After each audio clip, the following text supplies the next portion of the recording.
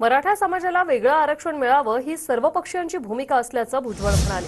दरम्यान सत्ता दिली तर मराठ्यांना ओबीसीतून आरक्षण देऊ असं पवारांकडून आश्वासन घ्या असं आव्हान TV9 मराठीच्या कॉन्क्लेव्हमधून देवेंद्र फडणवीस यांनी जरांगीला केलं होतं। आज माझा सवाल आहे, शरद पवार साहेब हे म्हणायला तयार आहेत का की मराठा समाजाला ओबीसीतून आरक्षण द्या, किंवा लेखी द्यायला तयार आहेत? उद्धव ठाकरे तयार आहेत, नाना पटोले तयार आहेत। समजा मी नालायक आहे आणि ते चांगले आहेत तर त्यांच्याकडनं घ्या ना आश्वासन। त्यांच्याकडनं आश्वासन घ्या की आम्हाला तुम्ही सत्ता दिली तर आम्ही मराठा समाजाला ओबीसीतून आरक्षण द्यायला तयार आहोत, असं त्यांच्याकडनं घ्या आणि त्यांना डायरेक्ट मदत करा।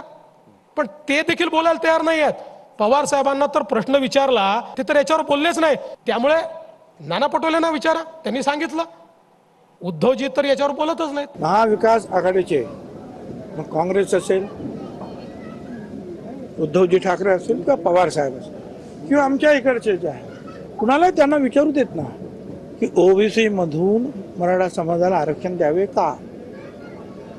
माझी खात्री आहे सगळे असंच म्हणतात, मराठा समाजाला आरक्षण मिळालं पाहिजे, ते वेगळं मिळालं पाहिजे आणि कुणाच्याही आरक्षणाला धक्का लागता कामा नये।